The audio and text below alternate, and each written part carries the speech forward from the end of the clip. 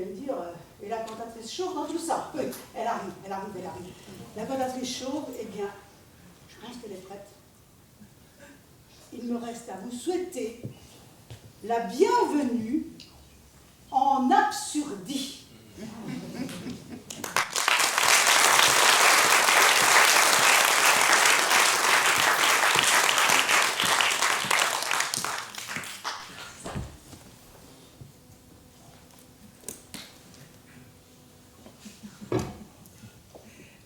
Intérieur bourgeois anglais. Avec des fauteuils anglais, soirée anglaise. Monsieur Smith, anglais. Dans son fauteuil anglais.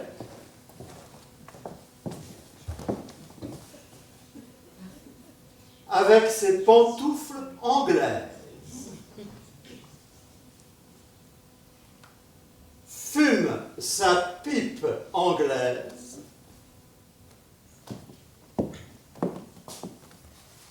Et lit un journal anglais.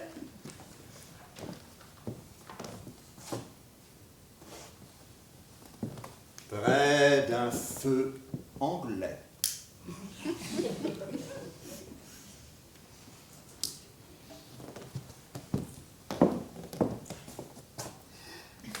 Il a des lunettes anglaises et une fine moustache grise anglaise. À côté de lui, dans un autre fauteuil anglais, Madame Smith, anglaise.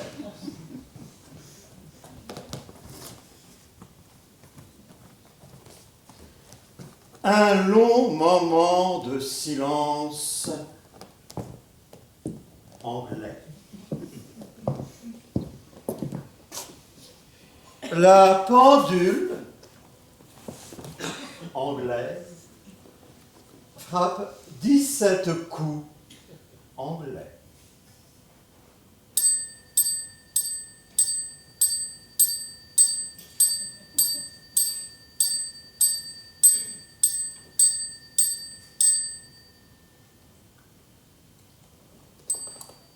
Tiens, il est 9 heures. Nous avons mangé de la soupe, du poisson, des pommes de terre au lard, de la salade anglaise.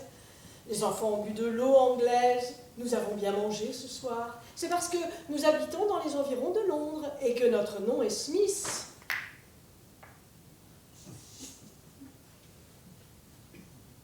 Les pommes de terre sont très bonnes avec le lard. L'huile de la salade n'était pas rance. L'huile de l'épicier du coin est de bien meilleure qualité que l'huile de l'épicier d'en face. Elle est même meilleure que celle de l'épicier du bas de la côte. Mais je ne veux pas dire que leur huile à eux soit mauvaise.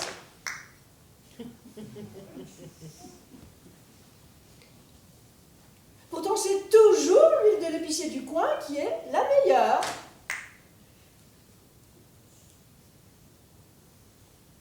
Marie a bien fait cuire les pommes de terre cette fois-ci. La dernière fois, elle ne les avait pas bien fait cuire. Je ne les aime que lorsqu'elles sont bien cuites. Le poisson était frais. Je m'en suis léché les balines. J'en ai pris 2 fois. Non, 3 fois. Ça me fait aller au cabinet. Toi aussi, tu en as pris 3 fois. Cependant, la 3e fois, tu en as pris moins, tandis que moi, j'en ai pris beaucoup plus. J'ai mieux mangé que toi ce soir. Comment ça se fait? D'habitude, c'est toi qui manges le plus. Ça n'est pas l'appétit qui te manque.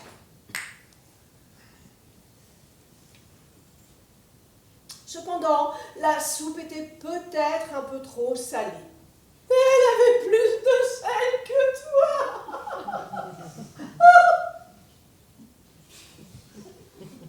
Elle avait également trop de poireaux et pas assez d'oignons.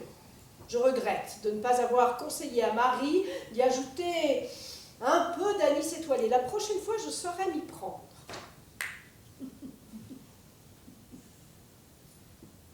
Notre petit garçon aurait bien aimé boire de la bière. Il aimera s'en mettre plein la lampe, il te ressemble. Tu as vu à table comme il visait la bouteille.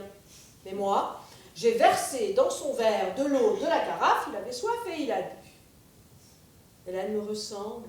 Elle est économe, bonne ménagère, joue du piano. Elle ne demande jamais à boire de la bière anglaise. C'est comme notre petite fille qui ne mange que de la bouillie et ne boit que du lait. Ça se voit qu'elle n'a que 2 ans. Elle s'appelle Peggy.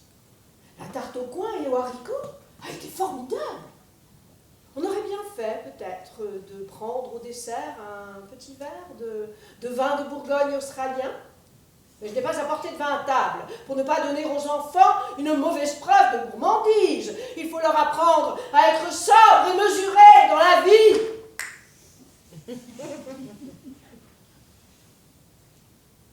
Mrs. Parker connaît un épicier roumain nommé Popescu Rosenfeld qui vient d'arriver de Constantinople. C'est un grand spécialiste en yaourt. Il est diplômé de l'école des fabricants de yaourt d'Andrinople.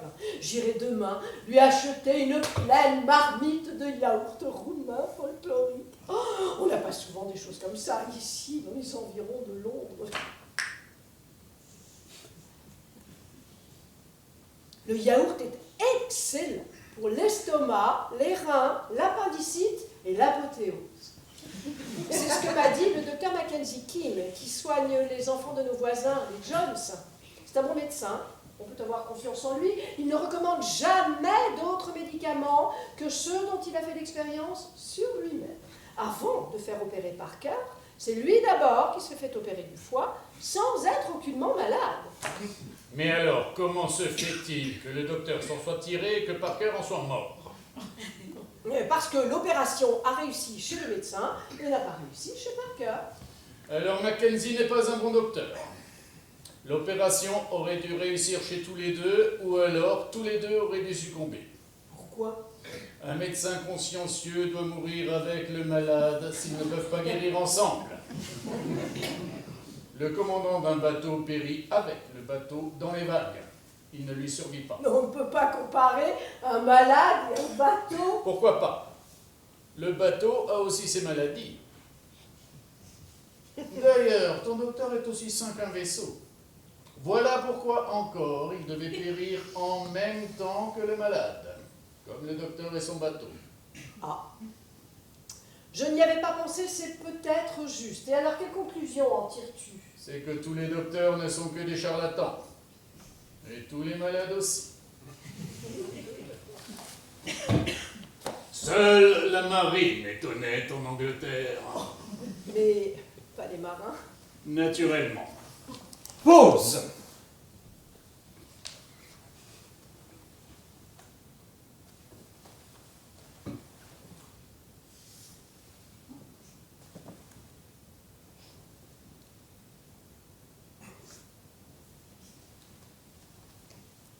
Reprise. Il y a une chose que je ne comprends pas. Pourquoi, à la rubrique de l'état civil dans le journal, donne-t-on toujours l'âge des personnes décédées et jamais celui des nouveau-nés? C'est un non-sens. Je ne me le suis jamais demandé. Silence. La pendule sonne 7 fois.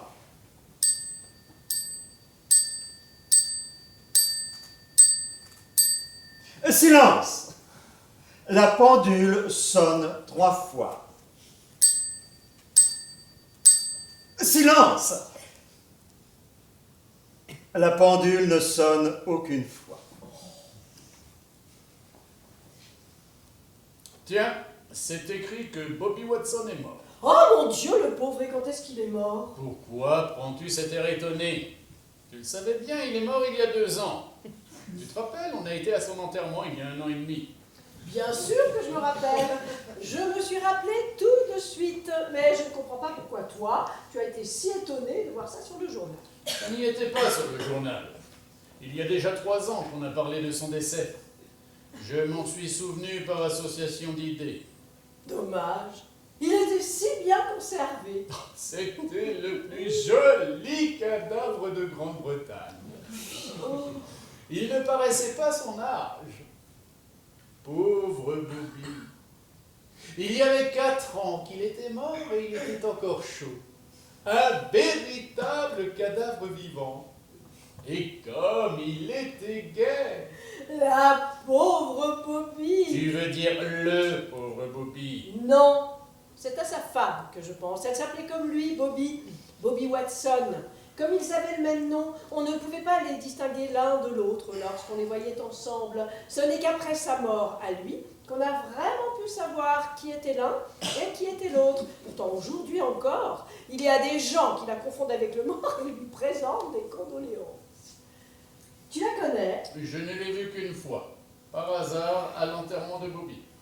Je ne l'ai jamais vue. Est-ce qu'elle est belle?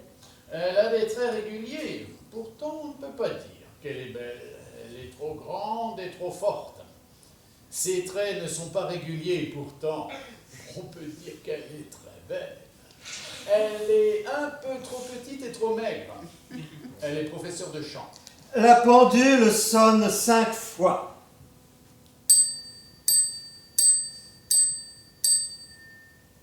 Un long temps.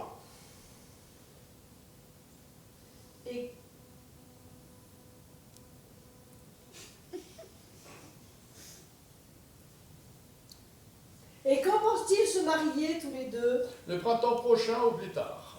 Il faudra sans doute aller à leur mariage. Il faudra leur faire un cadeau des noces. Je me demande lequel.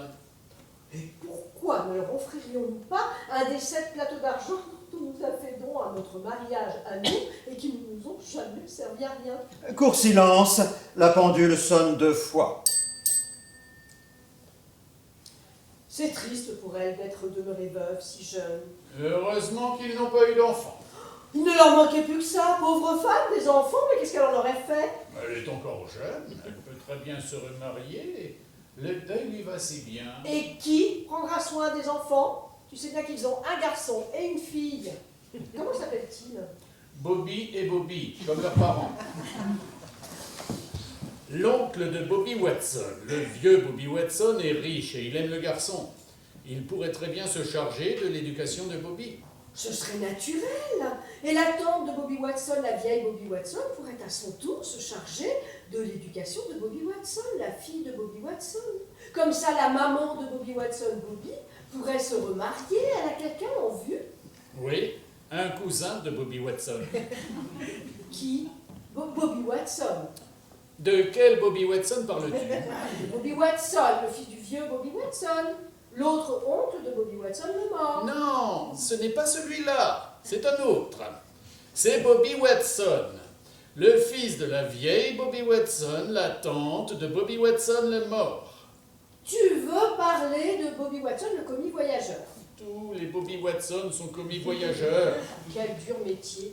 Oh, pourtant, on y fait de bonnes affaires. Oui, quand il n'y a pas de concurrence. Et quand n'y a-t-il pas de concurrence? Le mardi, le jeudi et le mardi. Oh, 3 jours par semaine, et que fait Bobby Watson pendant ce temps-là? Il se repose, il dort. Mais pourquoi ne travaille-t-il pas pendant ces 3 jours, s'il n'y a pas de concurrence? Je ne peux pas tout savoir. Je ne peux pas répondre à toutes tes questions idiotes. Oh, tu dis ça pour m'humilier. Tu sais bien que non. Les hommes sont tous pareils. Vous restez là toute la journée, la cigarette à la bouche, ou bien vous vous mettez de la poudre, vous vous fardez vos lèvres 50 fois par jour, comme quand vous n'êtes pas en train de boire, sans arrêt. Et qu'est-ce que tu dirais si tu voyais les hommes faire comme les femmes? Fumer toute la journée, se mettre du rouge aux lèvres, se poudrer, boire du whisky? Quant à moi, je m'en fiche. Mais si tu dis ça pour m'embêter, alors, je n'aime pas ce genre de plaisanterie, tu le sais bien. Oh, mon petit poulet rôti. Pourquoi craches-tu du feu? Tu sais bien que je dis ça pour rire. Il la prend par la taille et l'embrasse. Quel ridicule couple de vieux amoureux nous faisons. Bien, nous allons éteindre et nous allons faire 2 tours.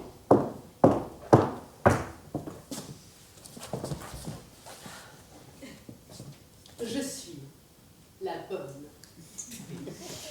J'ai passé un après-midi très agréable. J'ai été au cinéma avec un homme et j'ai vu un film avec des femmes. À la sortie du cinéma, nous sommes allés boire de l'eau de vie et du lait et puis on a lu le journal.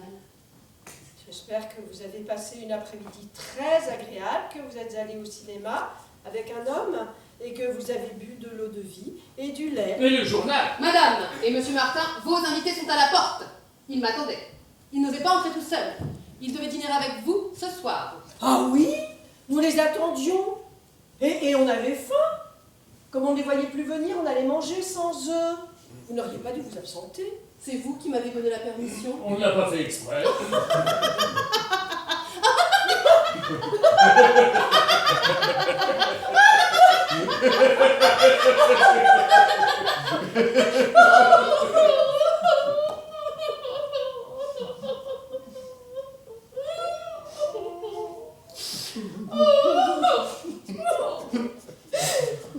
Je me suis acheté un pot de chambre. Ma chère Marie, veuillez ouvrir la porte et faites entrer monsieur et madame Martin, s'il vous plaît. Nous allons vite nous habiller. Pourquoi êtes-vous venu si tard? Vous n'êtes pas poli. Il faut venir à l'heure, compris? Asseyez-vous quand même là et attendez. Maintenant!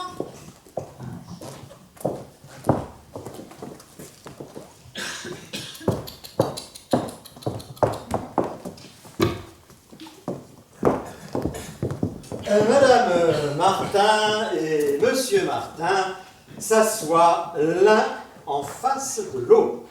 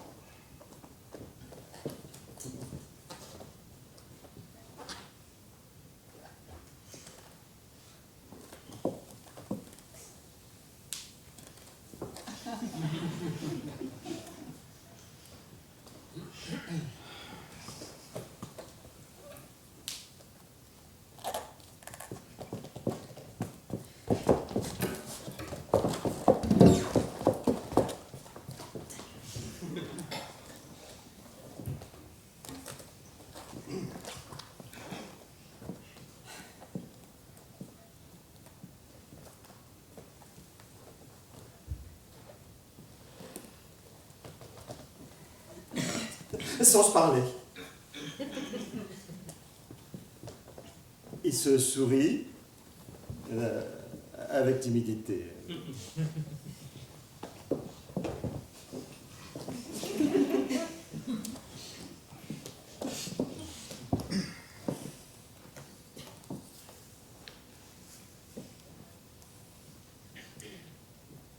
Mes excuses, madame, mais il me semble, si je ne me trompe, que je vous ai déjà rencontré quelque part. Ah, moi aussi, monsieur. Il me semble que je vous ai déjà rencontré quelque part. Ne vous aurais-je pas déjà aperçu, madame, à Manchester, par hasard? Oh, c'est très possible. Moi, je suis originaire de la ville de Manchester. Mais je ne me souviens pas très bien, monsieur. Je ne pourrais pas dire si je vous y ai aperçu ou non.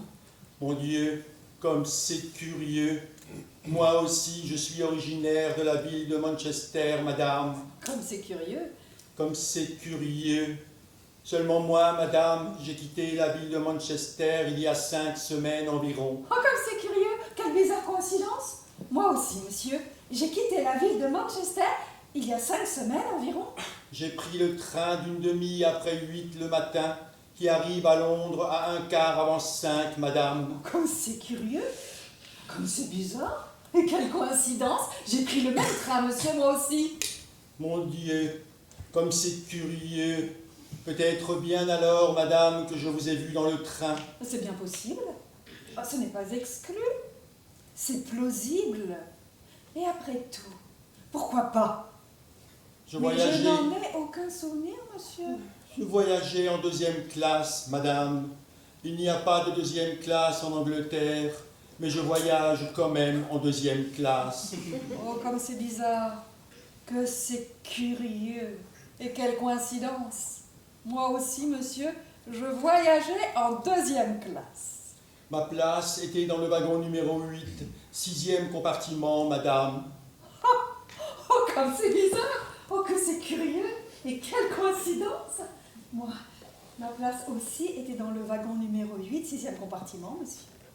Comme c'est curieux, et quelle coïncidence bizarre.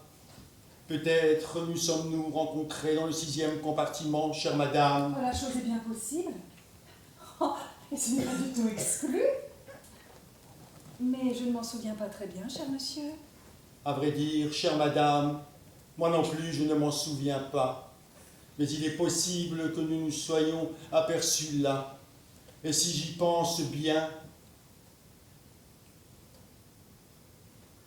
la chose me semble même très possible. Oh, vraiment? Ah, bien sûr. Vraiment, monsieur. Comme c'est curieux. J'avais la place numéro 3 près de la fenêtre, madame. Oh mon Dieu! Oh, comme c'est curieux et comme c'est bizarre! J'avais la place numéro 6, près de la fenêtre en face de vous, cher monsieur. Oh, mon Dieu, comme c'est curieux. Et quelle coïncidence. Nous étions donc vis-à-vis, chère madame. C'est là que nous avons dû nous voir. Oh, comme c'est curieux! C'est possible. Mais je ne m'en souviens pas, monsieur. À vrai dire, chère madame, moi non plus, je ne m'en souviens pas. Cependant, il est très possible que nous nous soyons vus à cette occasion. Oh, c'est vrai. Mais je n'en suis pas sûre du tout, monsieur. À vrai dire, chère madame, moi non plus, je ne m'en souviens pas. Cependant, il est très possible que nous nous soyons vus à cette occasion. La chose est bien possible. Ce n'était Mais pas je ne vous. m'en souviens pas très bien, cher monsieur. Ce n'était pas vous, chère madame. La dame qui m'avait prié de mettre sa valise dans le filet et qui ensuite m'a remercié et m'a permis de fumer. Mais si! Oh, ça devait être moi, monsieur! Oh, comme c'est curieux! Comme c'est curieux! Et quelle coïncidence! Comme c'est curieux, comme c'est bizarre, et quelle coïncidence. Eh bien alors, nous nous sommes peut-être connus à ce moment-là, chère madame. Oh, comme c'est curieux! Et quelle coïncidence! Oh, la chose est bien possible. Cependant, je ne crois pas m'en souvenir, cher monsieur. Moi non plus, madame. Un moment de silence. La pendule sonne 2-1. Depuis que je suis arrivé à Londres, j'habite rue Bromfield, chère madame. Oh, comme c'est curieux! Comme c'est bizarre! Moi aussi, depuis mon arrivée à Londres, j'habite rue Bromfield, cher monsieur. Comme c'est curieux. Mais alors, nous nous sommes peut-être rencontrés rue Bromfield, chère madame. Oh, comme c'est curieux, comme c'est bizarre. C'est bien possible après tout. Mais je ne m'en souviens pas, cher monsieur. Je demeure au numéro 19, chère madame. Comme c'est curieux, moi aussi j'habite au numéro 19, cher monsieur. Mais alors,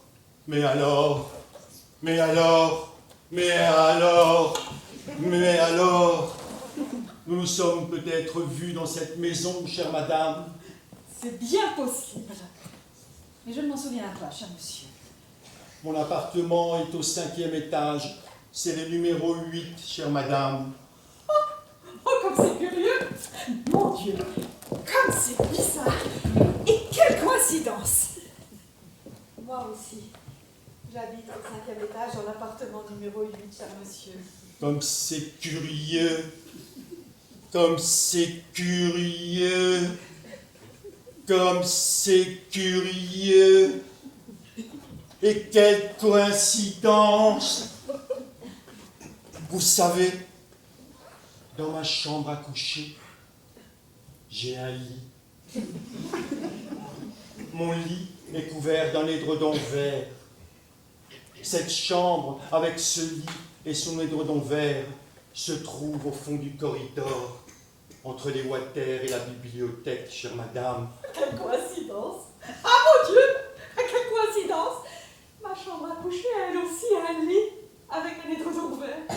et se trouve au fond du corridor, entre les water, cher monsieur, et la bibliothèque. Comme c'est bizarre, curieux, étrange. Alors, madame, nous habitons dans la même chambre et nous dormons dans le même lit, chère madame. C'est peut-être là que nous nous sommes rencontrés. Comme c'est curieux.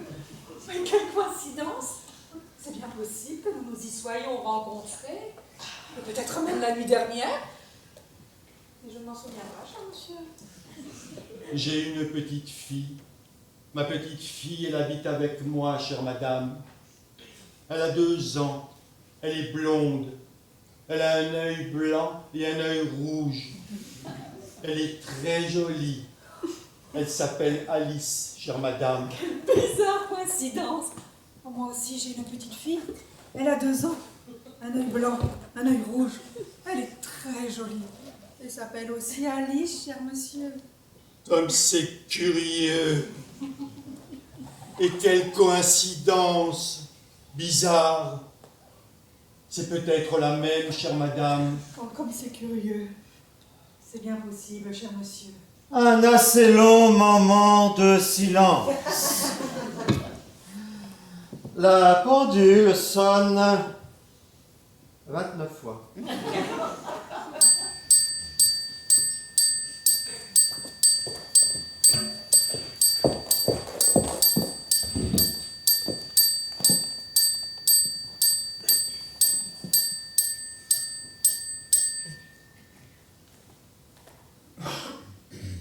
Alors, chère madame, je crois qu'il n'y a pas de doute. Nous nous sommes déjà vus. Et vous êtes ma propre épouse. Elisabeth, je t'ai retrouvée. Oh, Madame Martin s'approche de Monsieur Martin sans se presser. Ils s'embrassent sans expression. La pendule sonne 1 fois. Très fort! Donald, c'est toi, darling. Madame Martin et Monsieur Martin s'assoient dans le même fauteuil.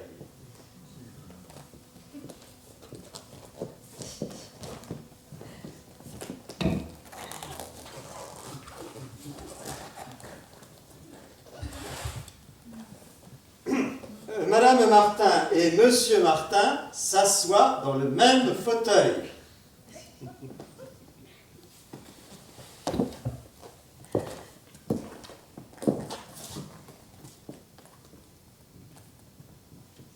Dans le même fauteuil.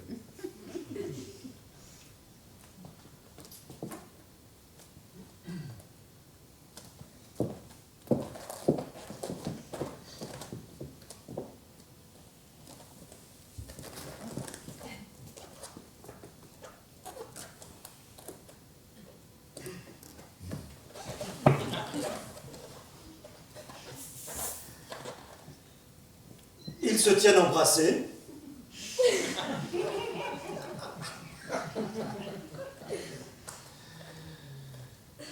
Et s'endorment.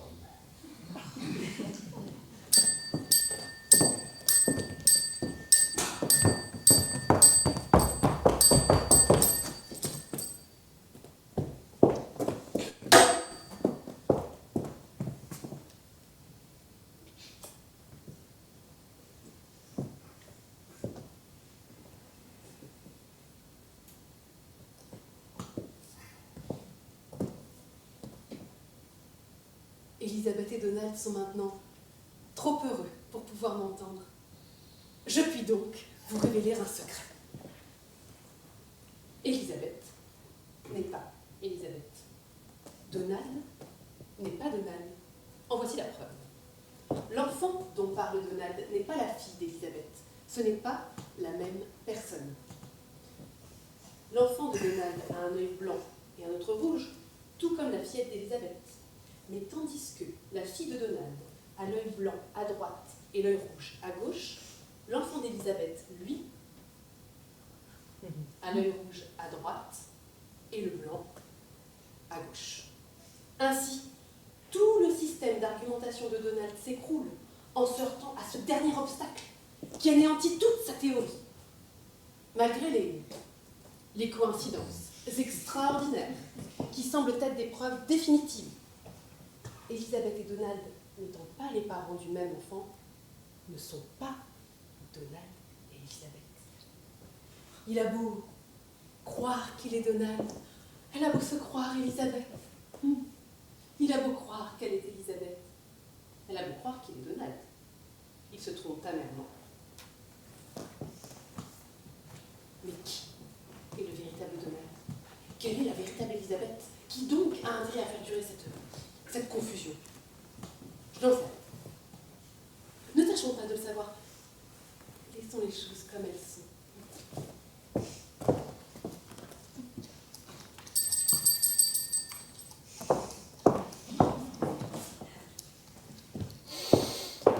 La pendule. Mon vrai nom est Sherlock Holmes. La pendule sonne autant qu'elle veut.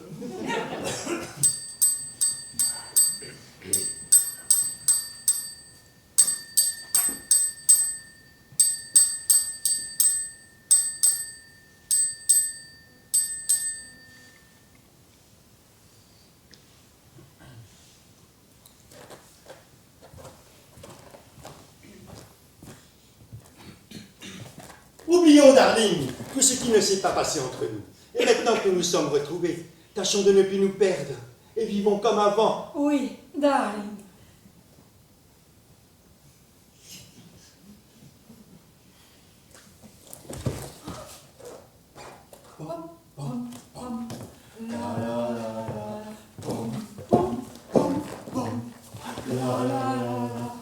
Bonsoir,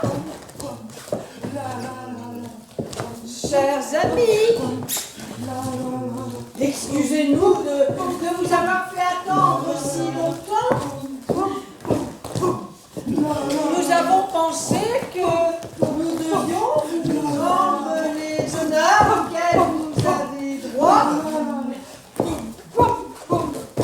Et quand nous avons appris que vous vouliez bien nous faire le plaisir de venir nous voir sans annoncer votre visite, nous sommes empressés d'aller revêtir nos habits de gala. Nous n'avons rien mangé toute la journée.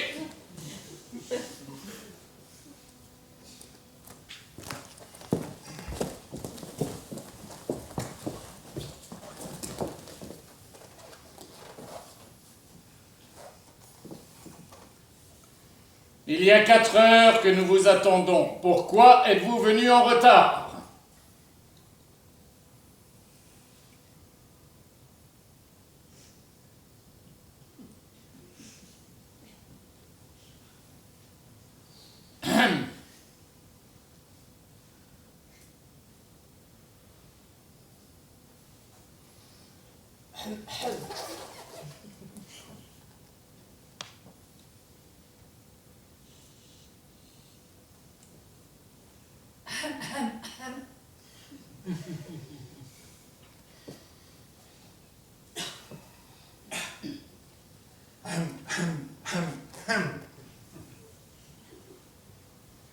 Oh, décidément.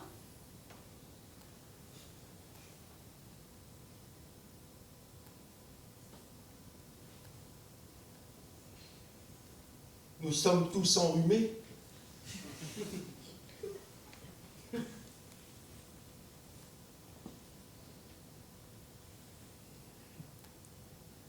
Pourtant, il ne fait pas froid.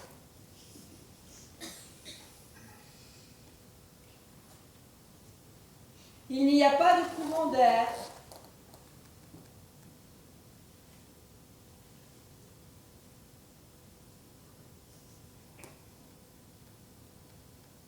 Oh non, heureusement.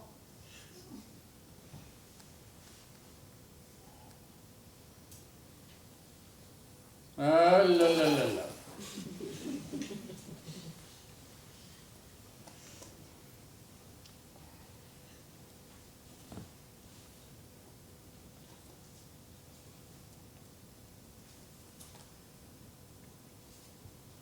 Vous avez du chagrin? Non, il s'emmerde. Ah! Monsieur, à votre âge, vous ne devriez pas.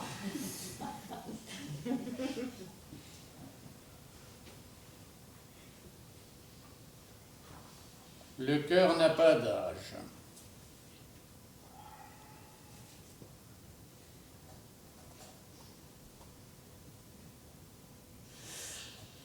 C'est vrai.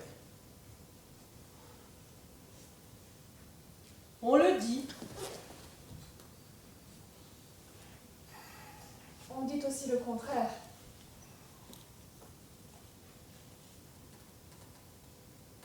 La vérité est entre les deux.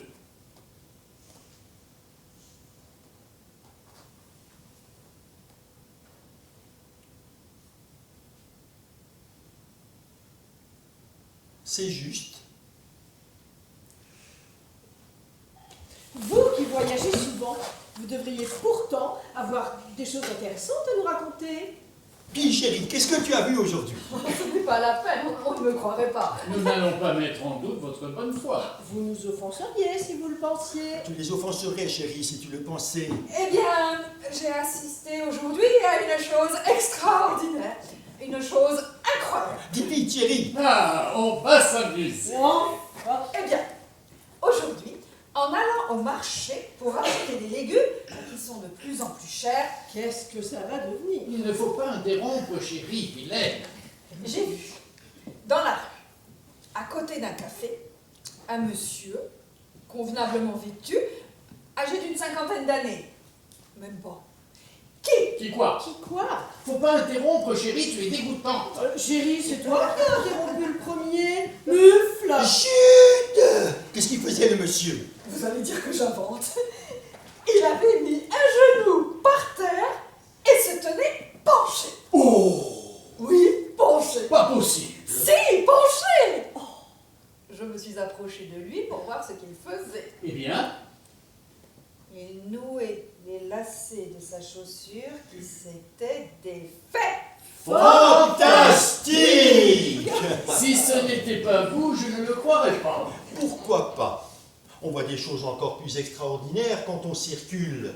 Ainsi, aujourd'hui, moi-même, j'ai vu dans le métro, assis sur une banquette, un monsieur qui lisait tranquillement son journal. Oh, quel original! C'était peut-être le même. Drelin, drelin. Tiens, on sonne. Il doit y avoir quelqu'un, je vais voir. Je vais vous donner un autre exemple. Drelin, drelin. Tiens, on sonne. Ça doit être quelqu'un, je vais voir. Personne. Tu disais que tu allais donner un autre exemple. Ah oui! Drelin, drelin. Tiens, on sonne. Je ne vais plus ouvrir. Oui, mais il doit y avoir quelqu'un. La première fois, il n'y avait personne, la deuxième fois non plus. Pourquoi crois-tu qu'il y aura quelqu'un maintenant? Parce qu'on a sonné. Ce n'est pas une raison. Comment? Quand on entend sonner à la porte, c'est qu'il y a quelqu'un à la porte qui sonne pour qu'on lui ouvre la porte. Pas toujours, vous avez vu tout à l'heure. La plupart du temps, si. Moi, quand je vais chez quelqu'un, je sonne pour entrer. Je pense que tout le monde fait pareil et que chaque fois qu'on sonne, c'est qu'il y a quelqu'un. Cela est vrai en théorie, mais dans la réalité, les choses se passent autrement, tu as bien vu tout à l'heure. Votre femme a raison. Oh, vous les femmes, vous vous défendez toujours l'une l'autre. Eh bien, je vais aller voir. Tu ne diras pas que je suis entêtée, mais tu verras qu'il n'y a personne. Tu vois? Il n'y a personne. Ah, ces hommes qui veulent toujours avoir raison et qui ont toujours tort. Drelin, drelin. Tiens, on sonne. Il doit y avoir quelqu'un. Ne m'envoie plus ouvrir la porte. Tu as vu que c'était inutile. L'expérience nous apprend que chaque fois que l'on entend sonner à la porte, c'est qu'il n'y a jamais personne. Jamais. Ce n'est pas sûr. C'est même faux. La plupart du temps, quand on entend sonner à la porte, c'est qu'il y a quelqu'un. Et il ne veut pas en démordre. Mon mari aussi est très têtu. Il y a quelqu'un. Ce n'est pas impossible. Non, Si. je te dis que non. En tout cas, tu ne me dérangeras plus pour rien. Si tu veux aller voir, vas-y tout de même.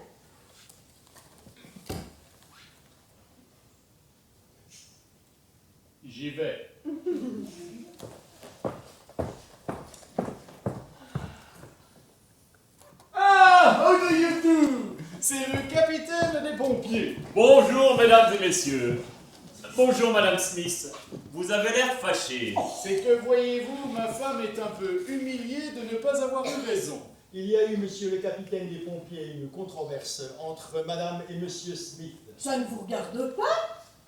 Je te prie de ne pas mêler les étrangers à nos querelles familiales. Non, chérie, ce n'est pas bien grave. Le capitaine est un vieil ami de la maison.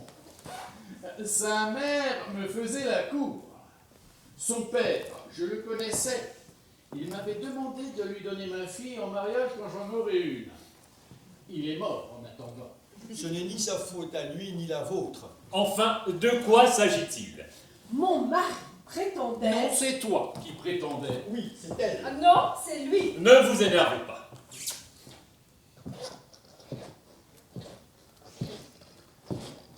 Racontez-moi ça, madame Smith. Eh bien voilà. Ça me gêne beaucoup de vous parler franchement, mais un pompier est aussi un confesseur. Eh bien, On se disputait, parce que mon mari disait que chaque fois qu'on entend sonner, c'est qu'il y a quelqu'un. La chose est plausible. Et moi, je disais que chaque fois qu'on sonne, c'est qu'il n'y a jamais personne. La chose peut paraître étrange. Mais elle est prouvée, non pas par des démonstrations théoriques, mais par des faits. C'est faux puisque le pompier est là. Il a sonné, j'ai ouvert, il était là. Quand? Mais tout de suite. Oui, mais ça n'est qu'après avoir entendu sonner une quatrième fois qu'on a trouvé quelqu'un. Et la quatrième fois ne compte pas. Ah, toujours. Il n'y a que les 3 premières qui comptent. Monsieur le capitaine, laissez-moi à mon tour vous poser quelques questions. allez-y.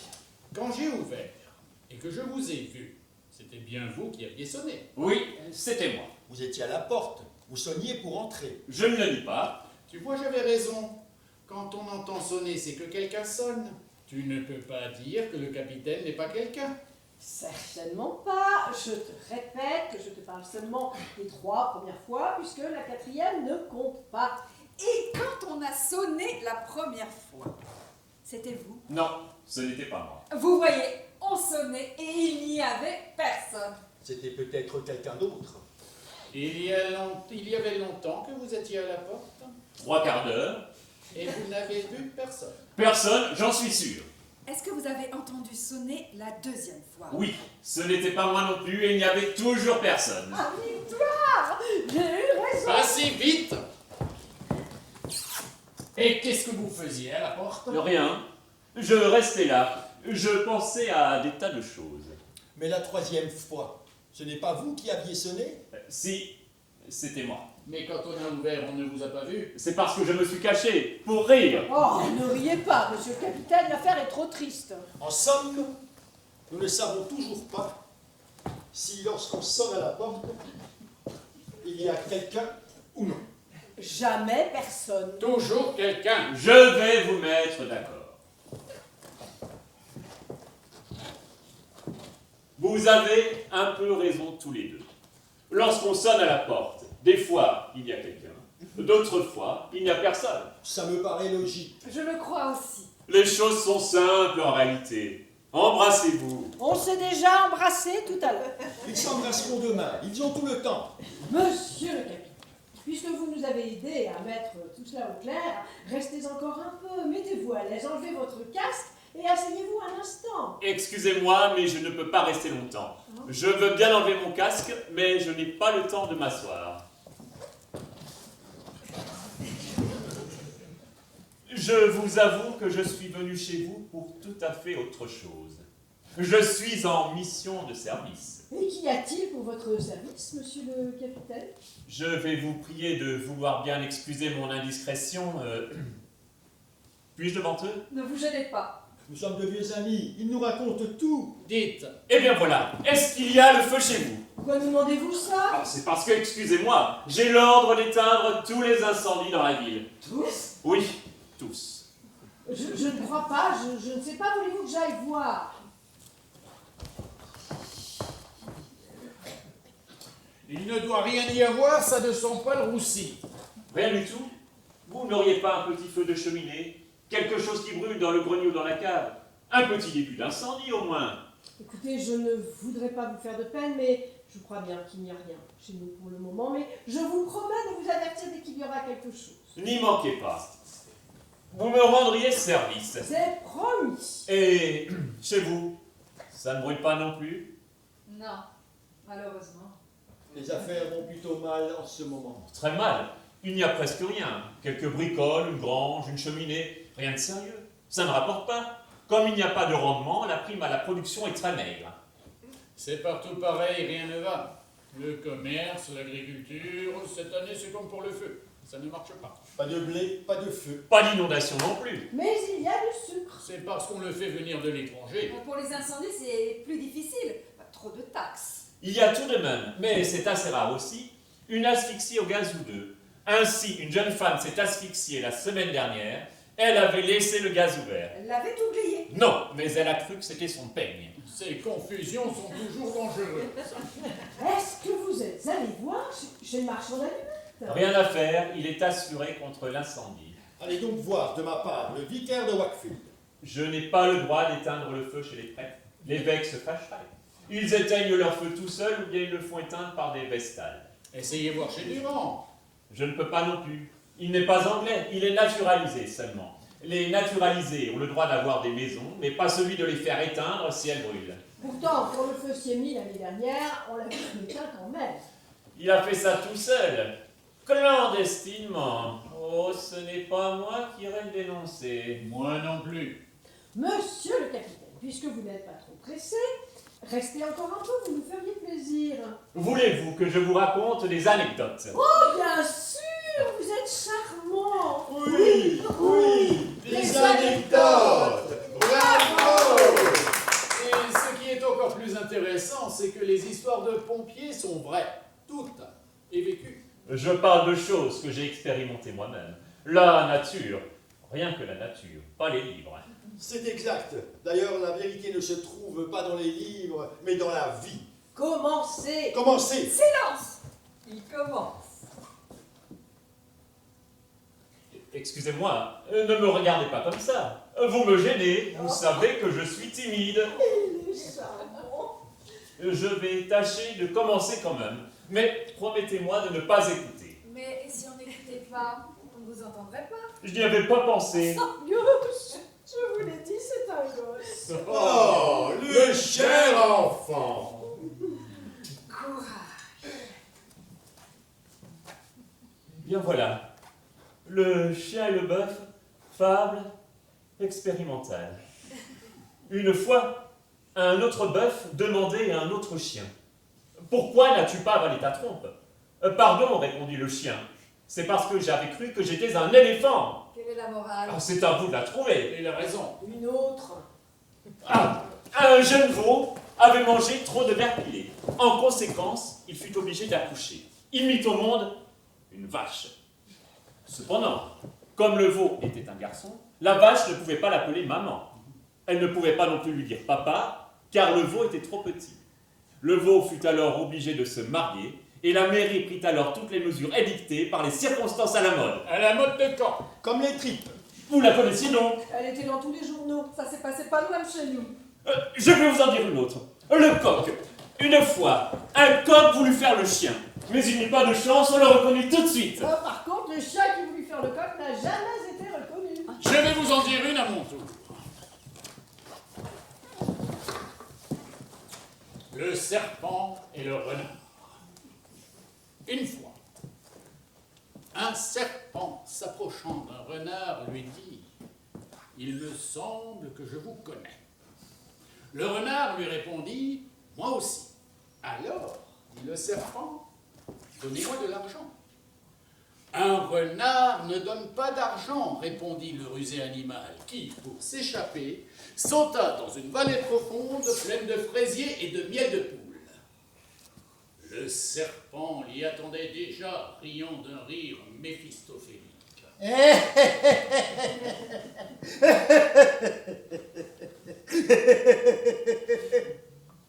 Le renard sortit son couteau en hurlant: « Je vais t'apprendre à vivre !»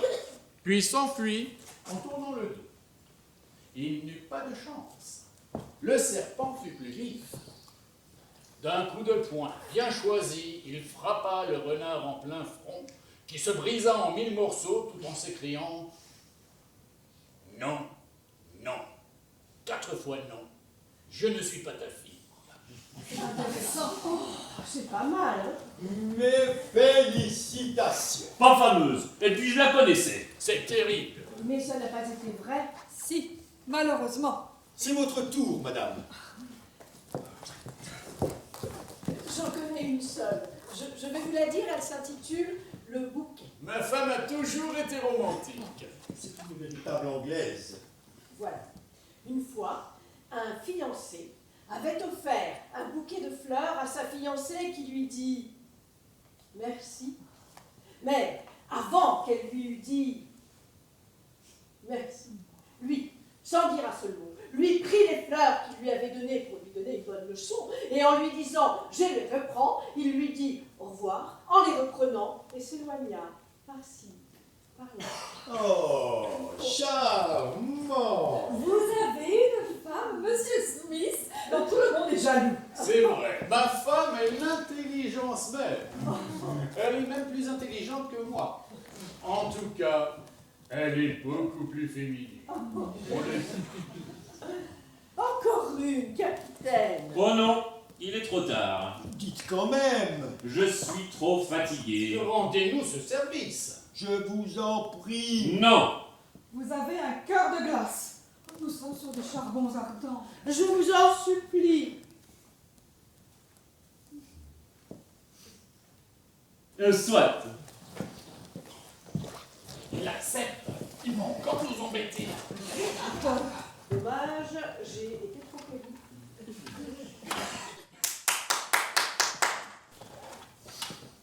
Le rhume. Mon beau-frère avait du côté paternel un cousin germain dont un oncle maternel avait un beau-père dont le grand-père paternel avait épousé en seconde noces une jeune indigène dont le frère avait rencontré dans un de ses voyages une fille dont il s'était épris et avec laquelle il eut un fils qui se maria avec une pharmacienne intrépide qui n'était autre que la nièce d'un quartier-maître inconnu de la marine britannique et dont le père adoptif avait une tante parlant couramment l'espagnol et qui était peut-être une des petites filles d'un ingénieur mort jeune, petit-fils lui-même d'un propriétaire de vigne dont on tirait un vin médiocre, mais qui avait un petit cousin, adjudant, casanier, dont le fils avait épousé une bien jolie jeune femme, divorcée, dont le premier mari était le fils d'un sincère patriote qui avait su élever dans le désir de faire fortune une de ses filles, qui put se marier avec un chasseur qui avait connu Rothschild, et dont le frère, après avoir changé plusieurs fois de métier, se maria et eut une fille, dont le bisaïeul, chétif, portait des lunettes, que lui avait donné un sien cousin, beau-frère d'un Portugais, fils naturel d'un meunier pas trop pauvre, dont le frère de lait avait pris pour femme la fille d'un ancien médecin de campagne, lui-même frère de lait du fils d'un laitier, lui-même fils naturel d'un autre médecin de campagne, marié 3 fois de suite, et dont la 3e femme c'était... J'ai connu cette 3e femme, si je ne me trompe. Elle mangeait du poulet dans un guêpier. C'était pas la même. Je dis, dont la 3e femme était la fille de la meilleure sage-femme de la région et qui, veuve de bonheur... Comme ma femme. s'était remariée avec un vitrier plein d'entrain, qui avait fait à la fille d'un chef de gare un enfant qui avait su faire son chemin dans la vie et qui... Son chemin de fer. Comme au cartes. et avait épousé une marchande de 9 saisons, dont le père avait un frère, maire d'une petite ville, qui avait pris pour femme une institutrice blonde, dont le cousin, pêcheur à la ligne morte, avait pris pour femme une autre institutrice blonde, nommée elle aussi Marie, dont le frère s'était marié à une autre Marie, toujours institutrice blonde, Puisqu'elle est blonde, elle ne peut être que Marie. et dont le père avait été élevé au Canada par une vieille femme, qui était la nièce d'un curé, dont le grand-père attrapait parfois, comme tout le monde en hiver, un rhume. Oh, curieuse histoire, presque incroyable. Quand on s'enrhume, il faut prendre des rubans. C'est une précaution inutile, mais absolument nécessaire. Excusez-moi, monsieur le capitaine, mais je n'ai pas très bien compris votre histoire. À la fin,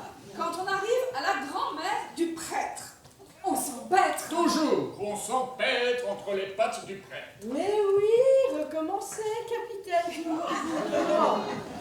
Ah, je ne sais pas si je vais pouvoir. Je suis en mission de service. Ça dépend de l'heure qu'il est. Nous n'avons pas l'heure chez nous. Et la pendule? Elle marche mal.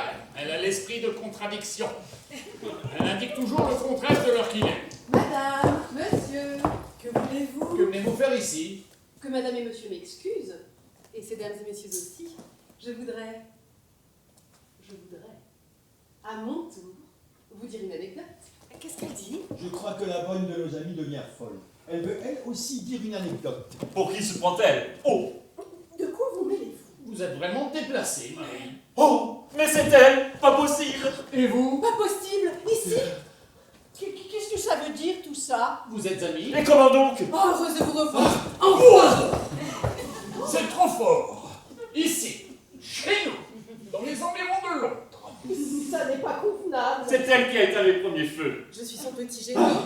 S'il en est ainsi, chers amis, ces sentiments sont explicables, humains, honorables. Tout ce qui est humain est honorable.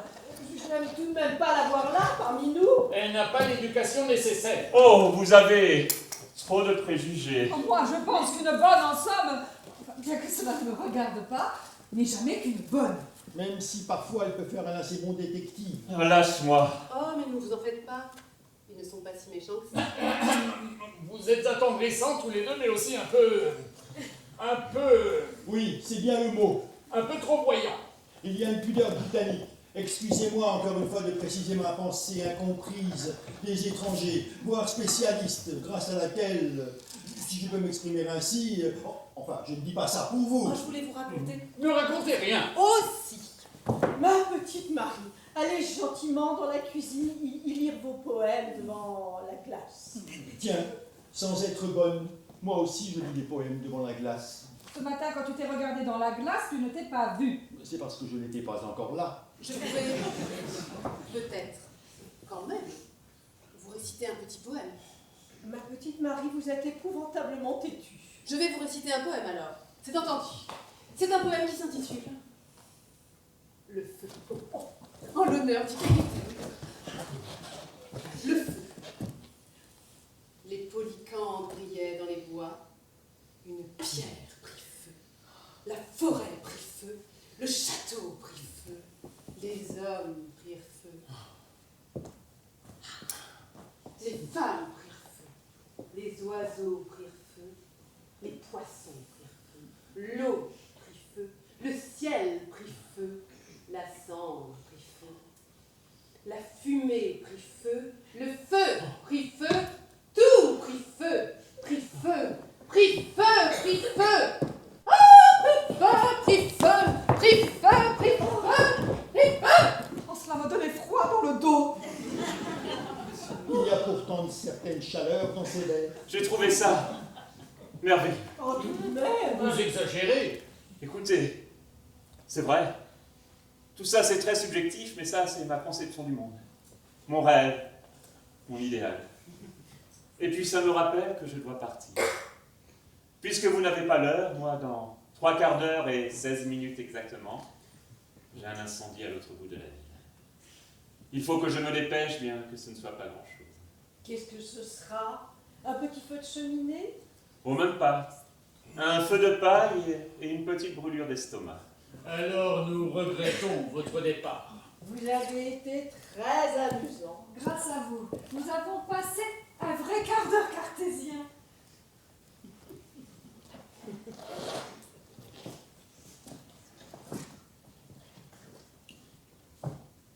À propos, et la cantatrice chaude?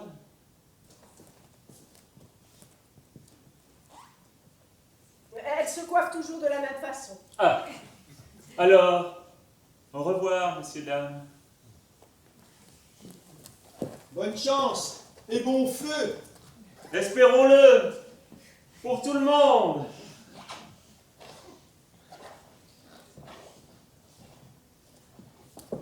Oh, je peux acheter un couteau de poche pour mon frère, mais vous ne pouvez pas acheter l'Irlande pour votre grand-père. On marche avec les pieds, mais on se réchauffe à l'électricité ou au charbon. Celui qui aujourd'hui vend un bœuf, demain aura un œuf. Dans la vie, il faut regarder par la fenêtre. On peut s'asseoir sur la chaise lorsque la chaise n'en a pas. Il faut toujours penser à tout. Le plancher est en bas, le plafond est en haut. Quand je dis oui, c'est une façon de parler. À chacun son destin. Prenez un cercle, caressez-le, il deviendra vicieux.